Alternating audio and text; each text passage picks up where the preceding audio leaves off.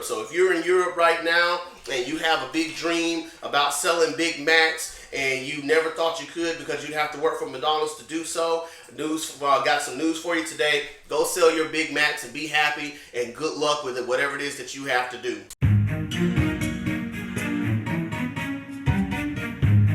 What's up, everybody? It's your boy, the Mad Hatter. You're watching the next episode of The Mad Hatter is Puzzled. Ready to be with you guys this morning. Sorry I couldn't be with y'all last night. Had to handle some issues, and hopefully those things have gotten worked out. But we are here now, and so I'm grateful as always to be a part of your weekly routine. For those who are regularly watching, for those who are brand new, again, I am the Mad Hatter, and what you're about to view today is me doing some type of puzzling activity while I tell you about some things that are going on my that's been on my mind for the past week. This week we're going to be talking about this lady who got her hair stuck in a ticket counting machine at Chuck E. Cheese and is now suing Chuck E. Cheese for everything that they got. We're also going to be talking about some issues that we may have sometimes when we see people exercising and how much we may resent ourselves as a result of them getting better in their health. We're also going to talk about Tony Romo and his $17 million success story, as he's now the highest paid broadcaster probably ever in the history of broadcasting, and how some people kind of gotten upset about that. We're also going to talk about how some trolling actually backfired and allowed an up and coming hair product company to make a whole lot of money in a short amount of time. But the first thing we're going to talk about is McDonald's and how they how they lost the right to be able to call their hamburgers Big Macs all over Europe. Before we get started, though, I want to remind everyone that any puzzling company that I am puzzling with or using tools or whatever, I'm not endorsed by any person. And so these opinions are purely mine and mine alone. So if I say anything that may be offensive to anyone, please don't take it out on any puzzling company that you may see me puzzling with. Again, I have no sponsorship as of yet. I'm hoping some things are starting to materialize, and so as always, if someone does decide they ever want to sponsor me, hey, come holler at your boy. I'm always willing to have a conversation and talk terms. But again, my opinions are my own. They are not any puzzling company that I may be working with on this podcast. I am currently working on The Untold Story by Buffalo Games. Josephine Wall makes these very beautiful portraits of these fantastic fantasy artworks. And Buffalo makes puzzles out of her work, and so that's what I'm going to be working on today. I just got started with it last night. I honestly thought I was going to be finishing the Better Co. Modern Art puzzle today or yesterday during the podcast, but I ended up finishing that puzzle on Thursday, so I'm fortunate to be able to get to this one, which is the last of the 4 that I wanted to start, that I wanted to get done for whatever reason, and you'll start to see the next 4 that I'm working on after I'm finished with this one. Also, just really quickly, want to remind everyone, and you should be seeing the post sometime later on today, that I will be that I am in a 3-person race starting on Thursday, March 19th. We're going to be racing at Bizzle's Puzzles and at Piece by Piece AL, I think. We're going to be racing with the Puzzle So Hard puzzle called Brasilia, and so very looking forward to that event. We're going to start our race on Thursday, March 19th. We're going to be racing to see who finishes first and the fastest time, and so that's going to start on Thursday, March 19th, and I'm really excited about that. It's not the first race that I have been in, but it is the first official race of the Mad Hatter era, and so that event is called Mad Hatter Versus. And so looking forward to that. Be sure to watch your feeds to to make sure that you're staying updated for everything that's going on with that race. All right, so we're going to get started. I don't want to hold up y'all too long. Again, thank you for those who are watching currently. If you have any questions or you have any comments about anything that I'm talking about today, feel free to enter in the comment section below, and I will try to get to your questions as fast as I can.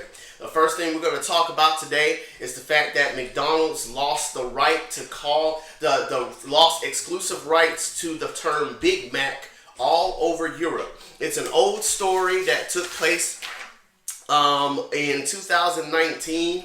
But you know how Facebook can be when it comes to bringing up old news and making you think that it's brand new.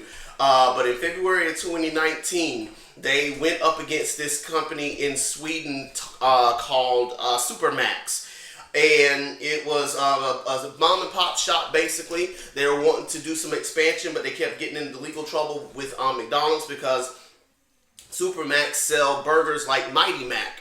And so McDonald's took them to court, and in a random twist of fate, not only did McDonald's lose their legal fight, but they also lost the right to be able to be the only ones to use the word Big Mac, the term Big Mac. They the European attorney law folk said that since you want to sue these little guys for trying to do their thing, we're gonna take your trademark away from you, and now anybody can use it. And the Burger King company in Sweden was all but happy to take advantage of that situation. In fact, if you looked at the post, you would see that after they lost the trademark to Big Mac, Burger King responded by saying on their menus, it's like a Big Mac, but actually big, or the burger Big Mac wished it was, or the kind of like a Big Mac, but juicier and tastier, the anything but a Big Mac, Big Mac-ish, but flame grilled, of course. And so Burger King went in on McDonald's to let them know that they were paying attention to the fact that they had lost their suit against Supermax. And I understand, you've been in business for 1,000 years, and everyone knows what a Big Mac is. And yeah, there may be some confusion that may take place because someone thinks, oh, you're talking about a Big Mac when you're really talking about a Mighty Mac. But it really goes to show that sometimes you just need to leave well alone. McDonald's is a big enough organization, big enough company to be easily recognizable just by their arches alone. Then if you don't know what McDonald's is at this point, then you literally have been living under a rock, because everybody and their grandma knows who McDonald's is. And so for McDonald's to think that they needed to sue for copyright infringement or for confusion, a product confusion, I think they made a very big mistake. They shouldn't have gone out of their way to try to, shut Supermax down or try to get them to stop using the word Mac to put on labels for their burger products. Instead, they should have just left well alone. Again, Supermax isn't the greatest company on planet Earth in terms of their size. Small company. They were looking to do some expansion. They did. The person who owns it, I can remember the name. What's his name? Pat McDonough. He was a college football star, and so he had a little bit of star power, but he wasn't trying to run the world or anything like that. He just wanted to make some burgers, and he wanted people to he wanted to have some catchy names to it. And again, McDonald's should have just left well alone. They should have just allowed Supermax to continue to be Supermax and do Supermax and be done with it. Meanwhile, continue to sell their flame. I'm sorry, not their flame broiled. That's Burger King. But their Big Macs and their quarter pounders and their double quarter pounders will just be done with it. Now, not only did they lose that fight, but now anybody can use the term Big Mac. So now, the one thing that they didn't want to have happen actually happened a whole lot more now, because now anybody can use Big Mac as a product. And so now they created a bigger problem than they actually had, because now you talk about product confusion. People can now, anybody can sell Big Macs in Europe. Now anybody can say that this is the Big Mac, and it actually not be, because they've lost their trademark. And so again, sometimes you just need to leave well alone. Let people do what they do and let the chips fall where they may, instead of trying to prove your corporate muscle and shut people down, so that way you can continue to do what you do. At the end of the day, I don't think there'll be any confusion whatsoever about who is doing what, who is selling what. McDonald's, again, is a big enough company and easily recognizable in the world. I don't think anybody was going to have any confusion between a Big Mac and a Mighty Mac.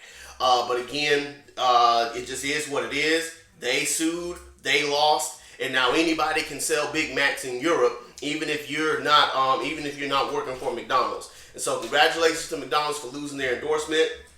I have to go back and check the story, because I didn't have time to do it like I wanted to. Because again, this was back in 2019. I don't know if they won their appeal or not and got those exclusive rights back. But again, as of right now, as far as February 11, 2019, anybody can sell Big Macs in Europe. So if you're in Europe right now and you have a big dream about selling Big Macs, and you never thought you could because you'd have to work for McDonald's to do so, got some news for you today. Go sell your Big Macs and be happy, and good luck with it, whatever it is that you have to do.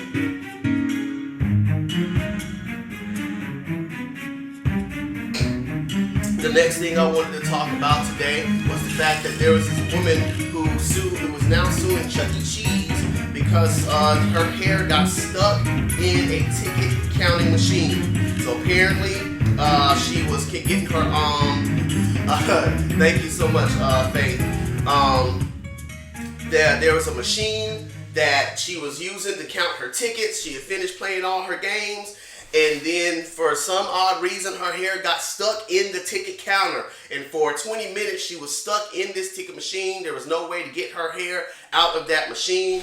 And it was just a very bad thing that happened for her. She ended up having to go to the hospital for injuries. She had headaches and migraines, some discomfort. She tried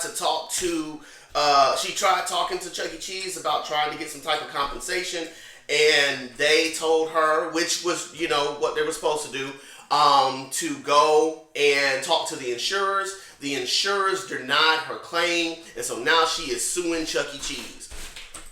The thing I'm trying to figure out is, first of all, how did your hair get stuck in a ticket counting machine? Last I saw these ticket counting machines, and I haven't been to Chuck E. Cheese, so there may be some little different one. Right, that part, cut it with scissors, right? Last time I checked these ticket counting machines, the slot is so small, like it's not even that big of a slot. So in order for your hair to even get into the ticket counting machine, you either had to be like backed up against the machine and it just kind of caught your hair, or your hair fell while it was counting tickets, or even something crazier than that. They ended up, one of the tickets snagging some hair and taking the hair with it while it was being counted. And so I was very confused about how a situation like that could even take place. But even worse than that, I kind of felt bad for her, because the insurers basically said, from what I could tell, that it basically was her fault. Like there was nothing within anybody's power that would have caused her to be in a situation where her hair would get caught by the machine. So it's basically like they just gave her two fingers and said, you know what? No, we're not paying for this. We're not helping you out. We're not gonna take the fall for what happened. And I kind of felt bad for her, but at the same time, I'm still just trying to figure out how in the world did your hair get caught up in this machine? Because again, unless this slot is big as all get out, I just can't fathom how the hair gets stuck inside the machine. Because in order for it to happen, like you have to like literally be up on this ticket counter, because the ticket counter is only about this big for you to stick stuff in. Like it'd be different if like the counter was so huge, and again, as you're leaning down toward it, there's a whole bunch of hair just kind of going into a machine like this. but I can't understand how the hair got caught. But like I said, even worse than that, like the insurer said, no, we're not gonna help you. We're not gonna give you anything. We're not gonna try to compensate you in any type of way, because again, they couldn't find any fault with the machine. They couldn't find any fault with the company. They couldn't find any fault with Chuck E. Cheese and anything that they had done. In fact, when they did the suit, they said that the defendant failed to use reasonable care in the design and layout of its ticket counting machine to ensure that guests like the plaintiff would not get their hair caught in the machine. Furthermore, the defendant failed to use reasonable care in the training and supervision of its employees to ensure that guests like plaintiff would be promptly freed should their hair get caught in the defendant's ticket counting machine. So my whole thing was, I mean, I understand the need of having to have these kind of countermeasures in place, but who in their right mind is going to be thinking about, what's going to happen if somebody accidentally gets their hair caught in the machine? Like, I don't understand. Like, I guess for me, it's like, I'm not sure that I would be in the mindset of thinking, okay, I'm creating this ticket machine. Let's think of all the possible things that could happen. What if somebody had long hair and then this little tiny slot got a sliver of their hair caught in that? What are the measures that we would take? Oh, let me train my employees on hair safety in the event that someone gets their hair. Like, nobody's thinking about that when they create these ticket machines. The only they're thinking about is how are we going to get these tickets counted as fast as possible so that I don't have to sit here and count these tickets 1, 2, 3, 4, 5, 6. What can we do? And in all of the cases of all of the ticket counting machines in all of the world, I don't think anybody was thinking about hair safety. I think they were thinking about speed and expediency when it comes to actually counting these tickets. But I don't think they were thinking about hair safety. I know they're probably thinking about finger safety because kids, sometimes want to stick their fingers in. But I don't think anybody was thinking about hair. And furthermore, I don't think you have any trainings or any, drills on, okay, what happens if somebody gets their hair caught? What are we going to do? I can't imagine that Chuck E. Cheese had a pair of scissors on hand ready to go at a moment's notice in case he needed to free somebody's hair from the ticket counting machine. And so now, I can imagine that Chuck E. Cheese probably had all sorts of trainings and all sorts of meetings and drills on what happens if someone gets their hair caught in the machine.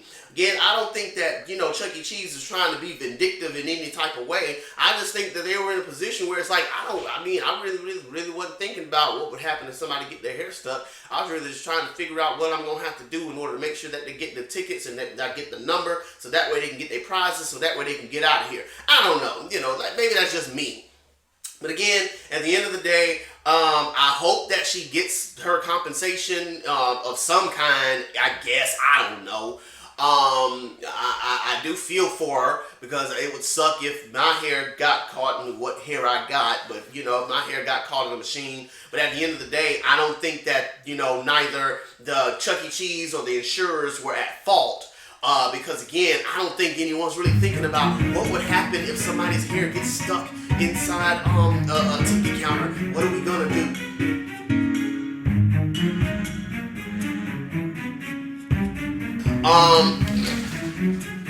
So this was a report that came, this is written on March 5th, more like a blog than a report. It was entitled, "My Husband Turned His Life Around. I Wasn't Prepared for How Much I Presented." And basically the article was just talking about the fact that this guy had, decided he wanted to do some weight loss and wanted to better himself. And as he was bettering himself, his wife was seeing that he was bettering himself, and rather than being happy with his results and the fact that he was bettering himself and looking good and all that kind of stuff, instead he was very upset. She was very upset with herself and with him for getting healthier and getting better. And I just wanted to talk about that a little bit because I know sometimes in life, like, we can get into a place where we're kind of seeing other people succeeding and doing their thing, and wanting and getting better for themselves and doing better for themselves, and sometimes that can cause us to feel a little bit of resentment on the inside. She even admitted in the article that the resentment really wasn't toward him, it was really toward herself, but she was projecting a little bit of that resentment onto him.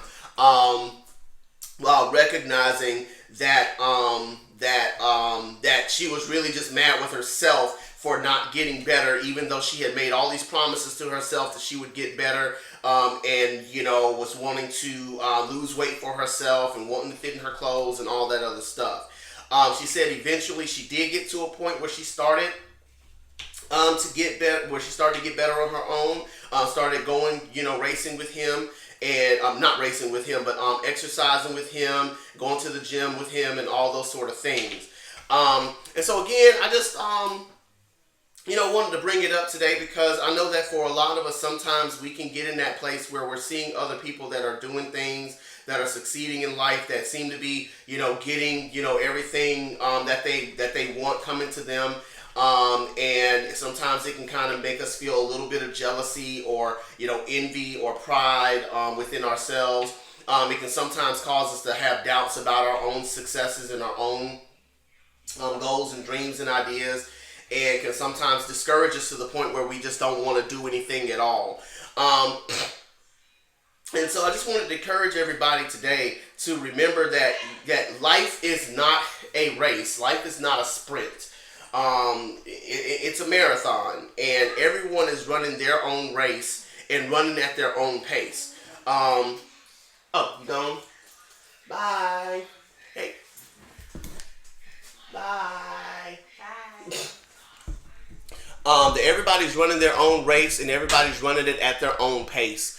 And if we sometimes it can get kind of frustrating to see other people when they're doing their thing, and make us feel as though we're inadequate or that we're not good enough. But if life teaches us anything, it's that no, we're not in competition with each other. Even if we are in competition in some sort of way, at the end of the day, life it's not a sprint. It's a marathon, and sometimes we are in our own way. Sometimes if we don't realize that sometimes that we could be our own worst enemy, then we end up putting ourselves in positions and places where we could be a whole lot further off than we are, if we were willing to just kind of get out of our own way and allow ourselves to do whatever it is that we say that we want to do.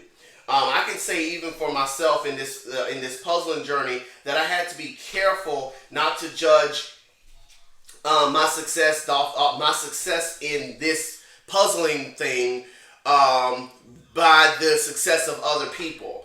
I know that, again, talking about social media, we can kind of get caught up in the rat race of how many followers do I have, how many likes am I getting, this, that, and the third. But if it's one thing that I told myself, and that even my wife told me, it was to just run your race and run your race well. To not get caught up in the numbers, to not get caught up in who's doing what, to not get caught up in thinking that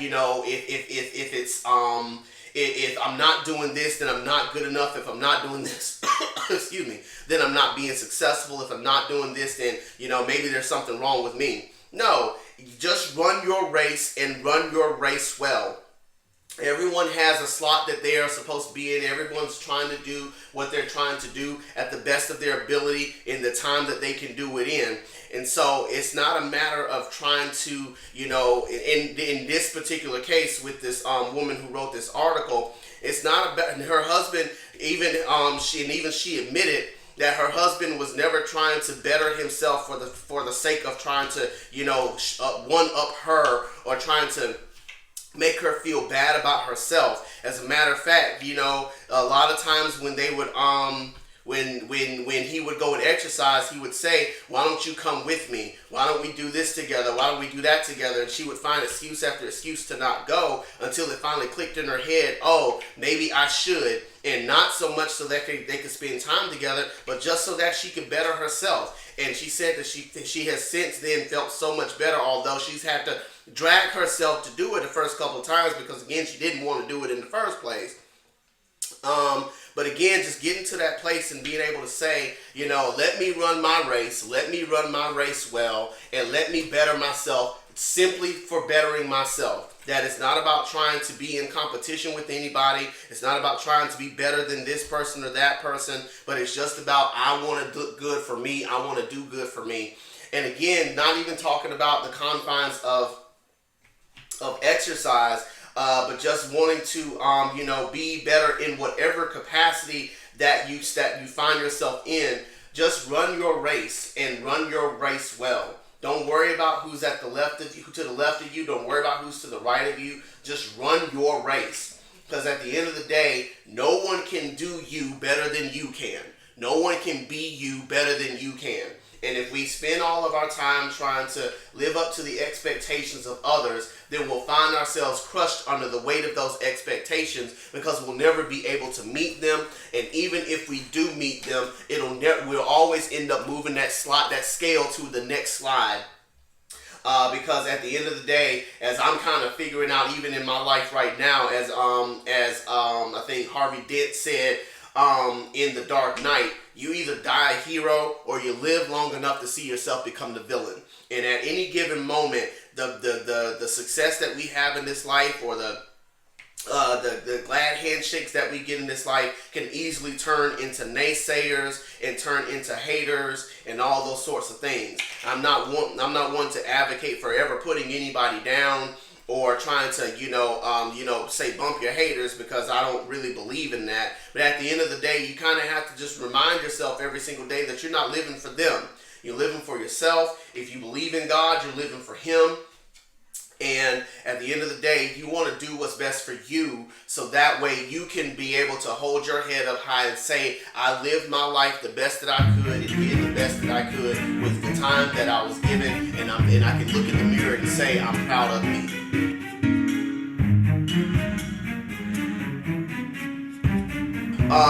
The next thing that I'm going to be talking about today, let me see if I can find it really quickly.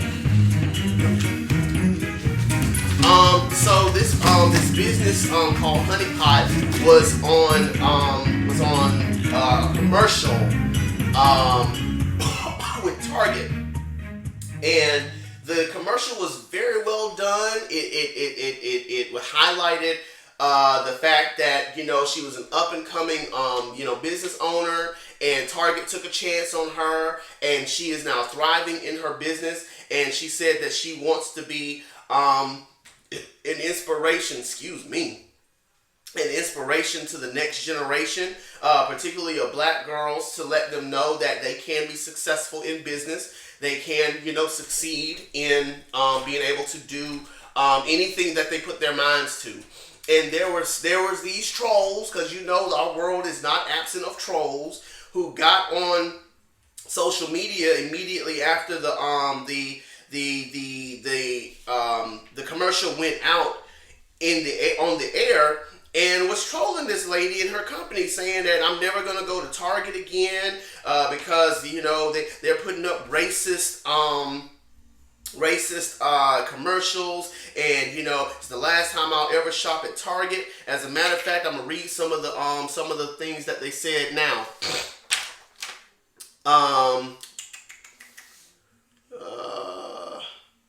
What did it say?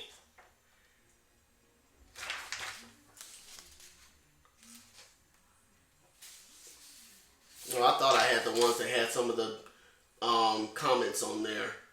But at any rate, you can kind of get the gist. They basically said some things like, I'm never shop at Target again because Target, is endorsing racism. Or I'll never use honey pot products because they're supporting black only things. If it were about if we were white people and we endorsed wanted to bring up the next white girl, it'd be a whole bunch of issues and problems. But because it's a black person, it must be okay. Hey, what's going on, Greg? It's good to see you, man. Thank you for showing up on this morning, brother. They were saying, again, I'll never shop at Target. I'll never do this. I'll never do that. And that we should boycott Target. But what they fail to realize, which is what I've constantly said even here on this podcast, is that any publicity is good publicity. Any publicity is good publicity. Now, I am not endorsing that we go out and do dumb things, or that we do immoral things, or that we do illegal things in order to, make waves. Because again, I think it's better to grow up than to blow up. But that's just me. That's just how I'm hardwired. I want to do things with integrity. But again, any publicity is good publicity. And what these trolls failed to realize was that by them getting on these websites and getting on these social media platforms and talking about wanting to boycott Target, you had a whole host of people who decided to rise up and say, let's support this woman because we know what she's talking about. We know what she's trying to do. We know what she's trying to push forward, and so we want to be in support of that. And they said that not even like 2 weeks after the ad and the comments that were made, her business doubled. Like all the money that she had in her business immediately doubled over a short span of time. And she got so much love and so much support from so many different people that now, she's got business out the yin yang. I be trying to tell people all the time that you gotta pay attention to what you're doing, because if you're not careful, you're gonna end up giving the person that you didn't want to support more support than you realize, and end up helping their business balloon than you probably ever imagined them ballooning in the first place. And again, I think that that's what a lot of people fail to realize in this social media age. That you can sit up here and, troll people all day long and do your comments and all that sort of thing. But if your end game was to shut her down, if your end game was to stop her from selling things, if your end game was to get her to close up shop, to give up on business, you were trying to kill Target, you were trying to shut down Target, then again, you failed. And you failed in a big way. And so I'm telling people all the time, just leave well alone. If you don't want to support something, just don't support it. You don't have to get up on social media and talk about all these things and get on these platforms and talk about how you're not going to do this and how you don't want to do that. You don't have to just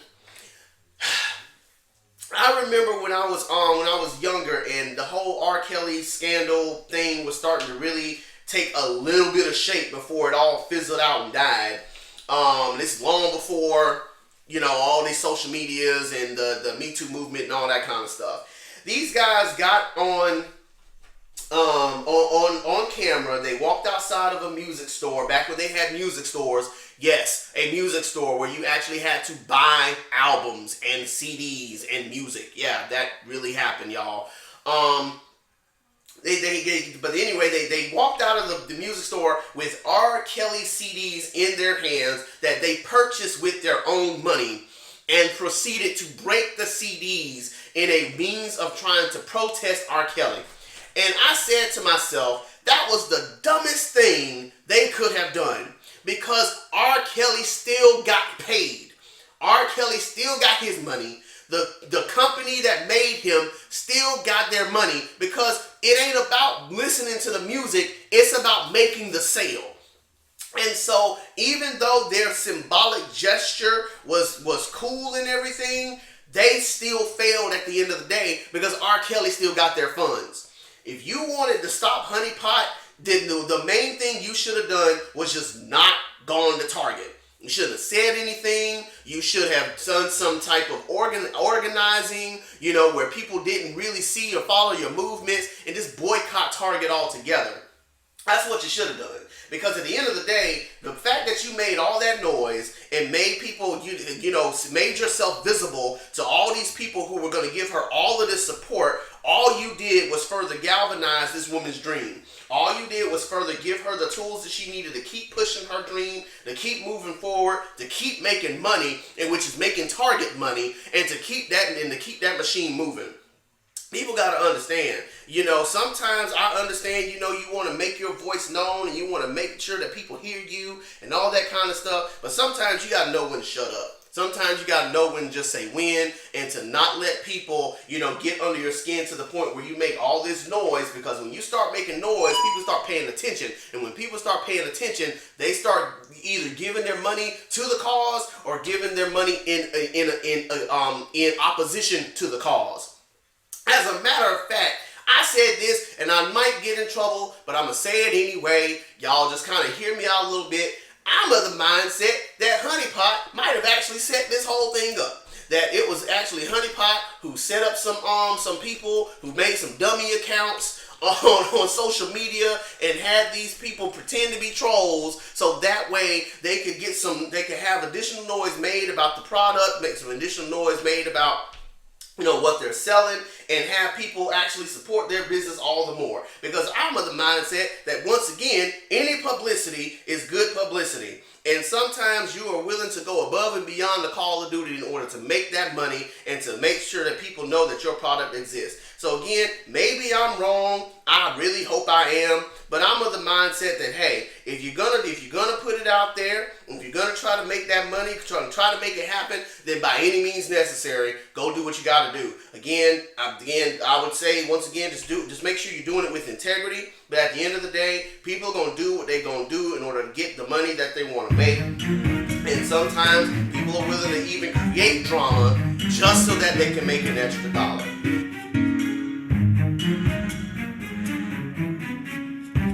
Alright, the last thing that I'm going to talk about today, and I'm going to get out y'all's way, is the fact that Tony Romo is going to be making $17 million to comment on football. And that is the best thing I could ever hear of anybody being able to do. You get $17 million a year just to talk. How great is that? Tony Romo is the former Dallas Cowboys football player. He retired back in 2015, I believe, if I'm not mistaken.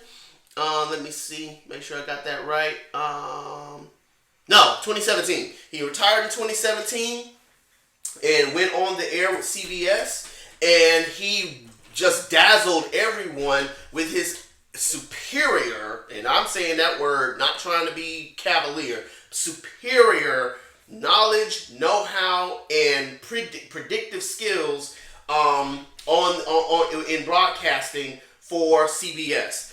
People were so amazed by his ability to play call and just to be able to show what's going on the field, that everybody was clamoring for him.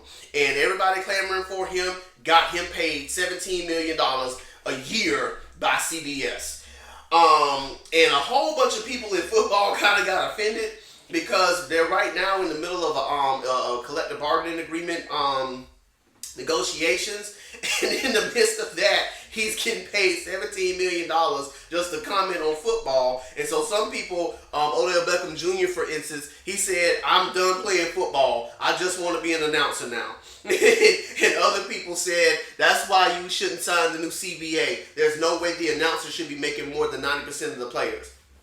And so again, kind of going back on the whole hater idea, I just want everybody to hear me say this. Don't hate the player, hate the agent.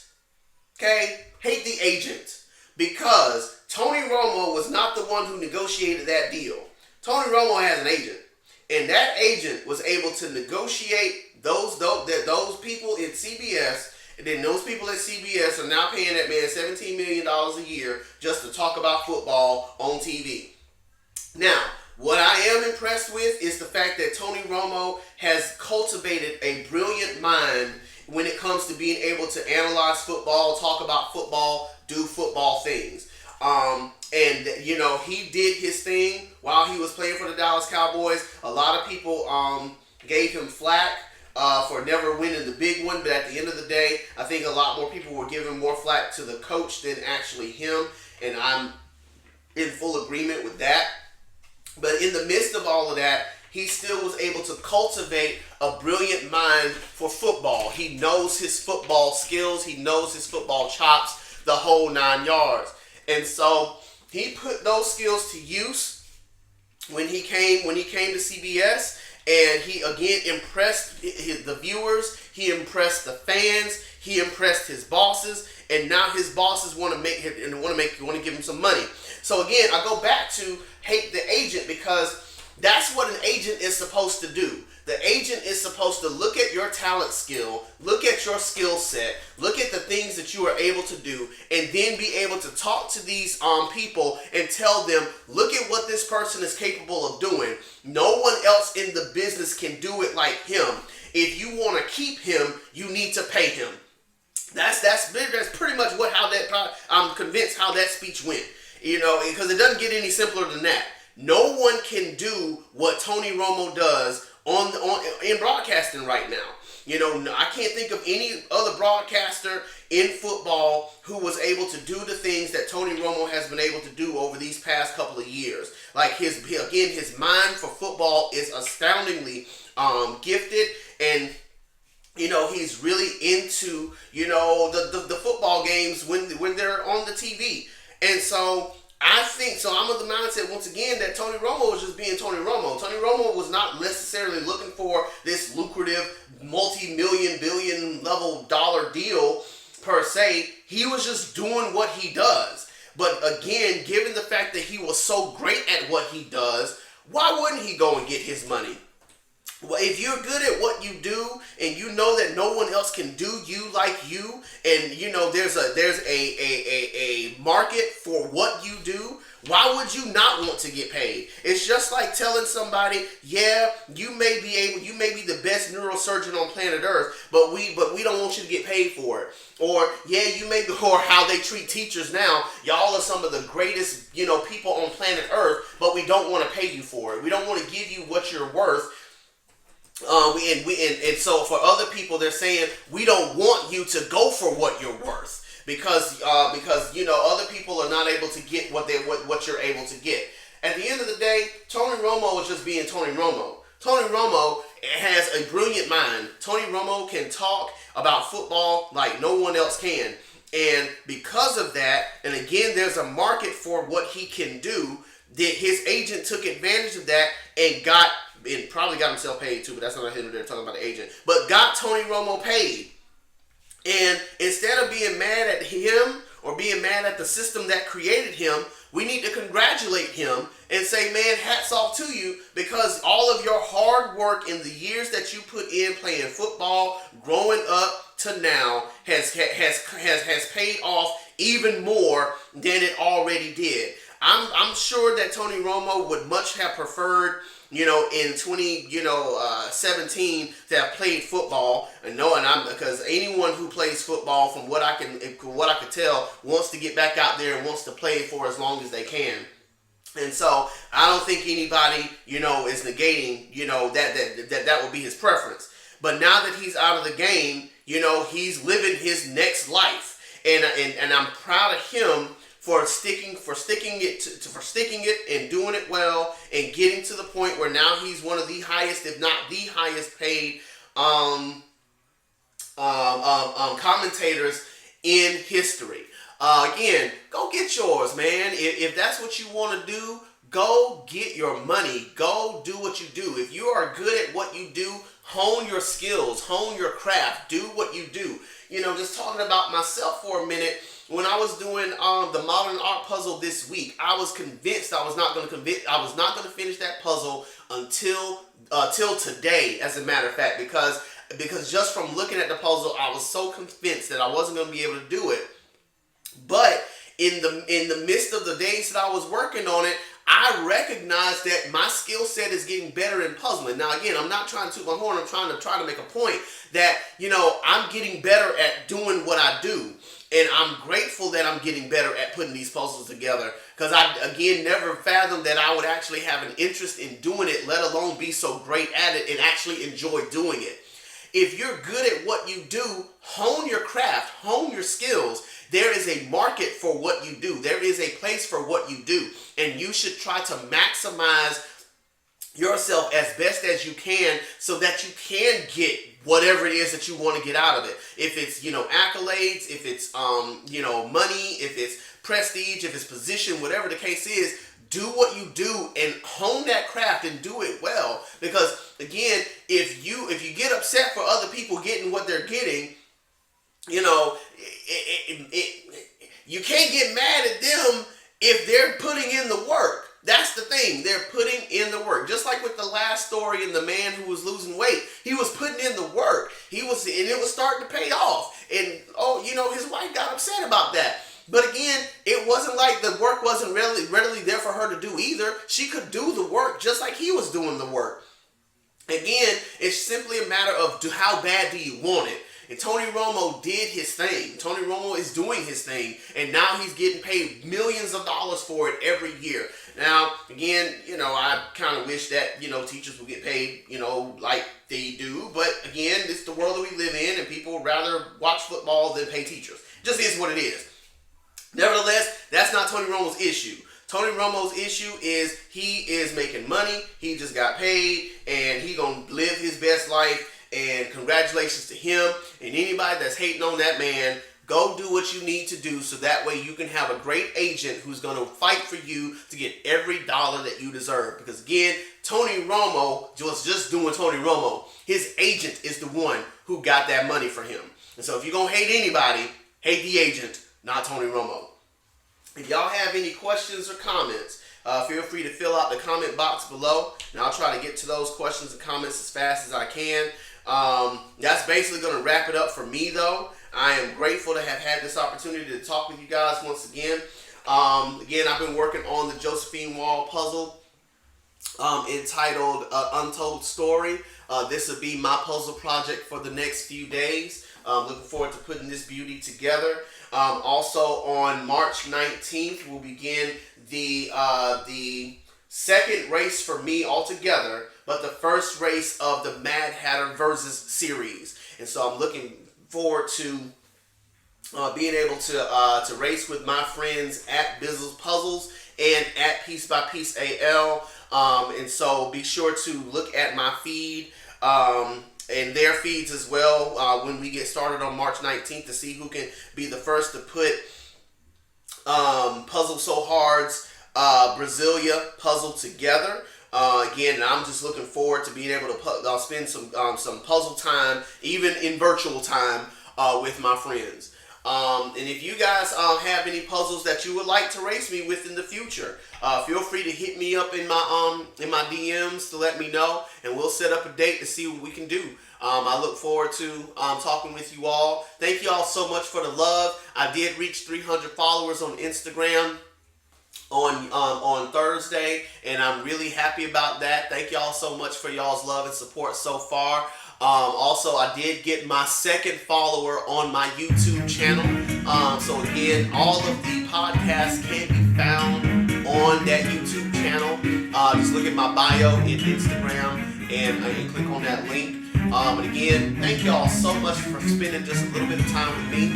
I'm going to go and put some food in my mouth, edit this tape, and get it out there for y'all to consume. And again, love one another, love hard, love like it's your last day, because you never know when your last day is going to be. I love you guys so much. Have a great week, and I'll see y'all next time on the Mad Hatter Is Puzzle.